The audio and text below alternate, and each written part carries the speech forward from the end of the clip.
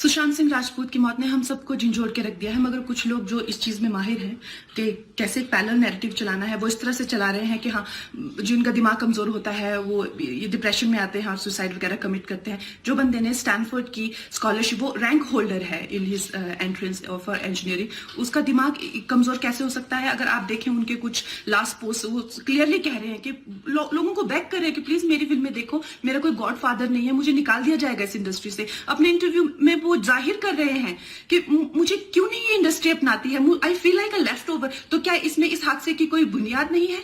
किस तरह से अगर किसी और स्टार किड ने इस तरह से 6-7 के साल के स्पैन में काय पोचे जैसे उनको कोई डेब्यू की कोई एक्नॉलेजमेंट, कोई अवार्ड नहीं मिला, या केदारनाथ या धोनी या छिछोरे जैसी फिल्म, एक गली बॉय जैसी एक वाहियात फिल्म को सारे अवार्ड मिलते। Chhichhore is the best film and the best director, उनकी फिल्म को कोई एक्नॉलेजमेंट नहीं। हमें आपसे कुछ नहीं चाहिए, हमें आपकी फिल्में नहीं चाहिए, लेकिन जो हम खुद करते हैं आप हमारे एक्नॉलेजमेंट क्यों नहीं हमें देते हैं?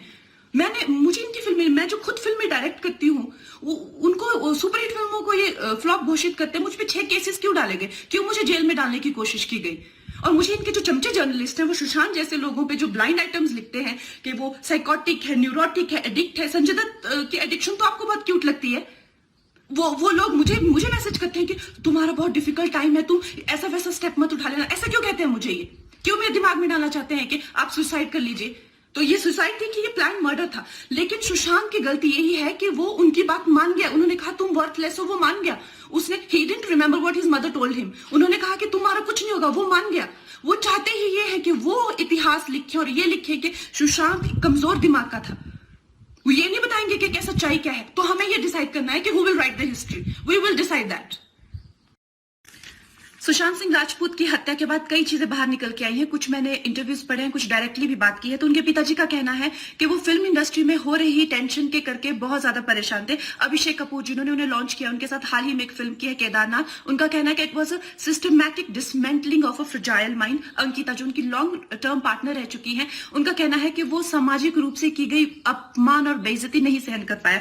तो अब मैं आपको बताऊंगी कि मूवी माफिया ने ना कि सिर्फ उनको बैन किया था, सिस्टमैटिक डिसमेंटलिंग, कैसे कतरा कतरा करके उनका दिमाग तोड़ा गया है, उनको मारा गया है। तो ब्लाइंड आइटम आप इसलिए लिखते हैं क्योंकि आप जब झूठ लिखना होता है, आपको के अगेंस्ट कोई लीगल एक्शन नहीं लिया सकता, क्योंकि आपका तो नाम ही नहीं लिखा। मगर उसकी जो डिस्क्रिप्शन होती है, जैसे मेरे बारे में लिखा जाएगा कि जिस लड़की के घुंघराले बाल हैं, जिसको नेशनल अवार्ड मिला हुआ है, साइकोटिक है, इस तरह से, जो कि मनाली से, डिस्क्रिप्शन पूरी दी जाएगी मगर नाम नहीं लिखा जाएगा।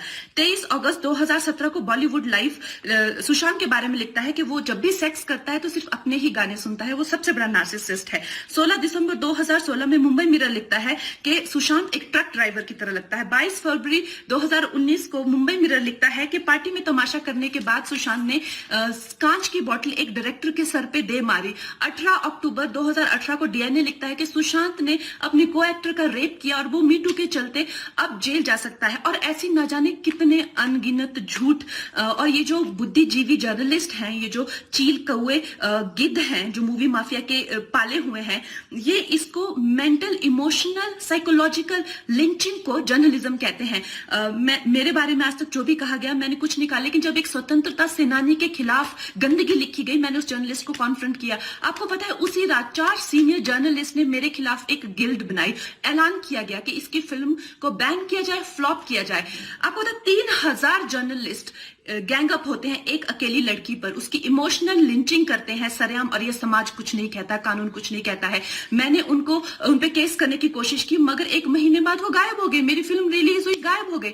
तो मेरा कहने का मतलब ये है कि अगर ये समाज जिस अन्याय की बुनियाद पर खड़ा है और कभी आवाज नहीं, आप ये पढ़ते हैं, चटकारे लेते हैं, कभी आपने सोचा है कि कभी नेपो किड्स के बारे में ये क्यों नहीं लिखा जाता है? तो ये अन्याय का फंदा किसी दिन आपके बच्चों के गले में लटका मिलेगा, आपके गले में लटका मिलेगा। इसलिए जब तालियां बजेगी और सीटियां बजेगी, तब आपको पता चलेगा कि क्या गुजरती होगी।